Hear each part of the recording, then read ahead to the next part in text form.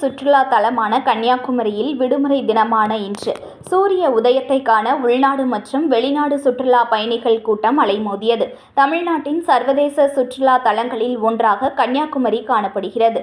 பல்வேறு நாடுகளிலிருந்து தமிழ்நாட்டிற்கு வரும் சுற்றுலா பயணிகள் தவறாமல் கன்னியாகுமரிக்கு வருகின்றனர். குறிப்பாக சூரிய உதயம் மற்றும் அஸ்தமனத்தை காண்பதற்கு சுற்றுலா பயணிகளின் கூட்டம் அலைமோதும். அந்த வகையில் வார விடுமுறையான ஞாயிற்றுக்கிழமை சூரிய உதயத்தை காண அதிகாலை முதலே சுற்றுலா பயணிகள் பெரும் திரளாக கடற்கரையில் திரண்டனர்.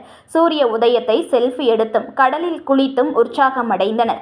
வெளி மாவட்டங்கள் மட்டுமின்றி கேரளா, கர்நாடகா உள்ளிட்ட அண்டை மாநிலங்களில் இருந்தும் சுற்றுலா பயணிகள் வந்துள்ளனர். மேலும் கடல் நடுவே அமைந்துள்ள விவேகானந்தர் நினைவு மண்டபம், திருவள்ளுவர் சிலையை காண்பதற்காக படகில் செல்ல காலை முதலே பூம்புகார் கப்பல் போக்குவரத்து கழகத்திற்கு முன்பாக சுற்றுலா பயணிகள் குவிந்துள்ளனர்.